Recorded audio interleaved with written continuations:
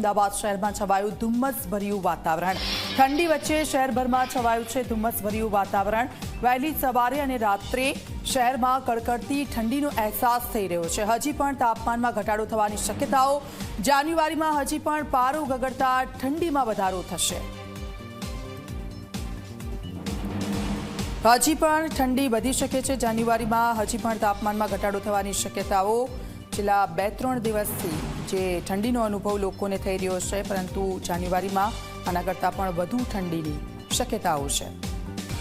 અમદાવાદ શહેર સહિત રાજ્યમાં ફરી એકવાર ઠંડીનો ચમકારો જોવા મળ્યો છે। આ સાથે જ અમદાવાદ શહેરમાં એ ધુમ્મસભર્યું વાતાવરણ પણ જોવા મળ્યું અને એની વચ્ચે સાબરમતી નદી ખાતે એ મેટ્રો ટ્રેનનો નજારો અને એની પાછળ એ ઇમારતોનો અને એ સાબરમતી રિવરફ્રન્ટનો નજારો, જેને આહલાદક વાતાવરણ અહીંયા ઊભું કર્યું છે।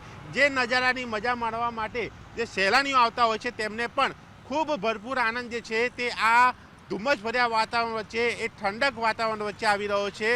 હાલ જે ઠંડીનો પારો જે અમદાવાદમાં 15-16 ડિગ્રીની આસપાસ ચાલી રહ્યો છે, તે પારો નીચે ગગડી શકે છે અને 10 ડિગ્રી સુધી આ પારો રાજ્યની અંદર નોંધાઈ શકે છે તેવી આગાહી, તેવું અનુમાન જે છે તે પણ લગાવવામાં આવી રહ્યું છે। એટલે કે હાલમાં જે ઠંડી પડી રહી છે તેની સામે જાન્યુઆરી મહિનામાં, એટલે કે માત્ર ગણતરીના દિવસોની અંદર જ્યારે જાન્યુઆરી મહિનો હવે શરૂ થવાનો છે, એ મહિનામાં લોકોએ વધારે ઠંડી સહન કરવા તૈયાર રહેવું પડશે અને કહી શકાય છે કે હાલમાં એક સ્વેટર પહેરતા હોય તો 2 સ્વેટર પડે એવી ઠંડી પડી શકે છે તેવું પણ અનુમાન છે। જેના કારણે એ ફરી એકવાર ઠંડીનું જોર વધશે અને ત્યારે એક અલગ નજારો પણ અહીંયા જોવા મળી શકે છે અને ઠંડી માટે લોકોએ પણ તૈયાર રહેવાની અને તેના ઉપાય કરવાની પણ જરૂર દેખાઈ રહી છે।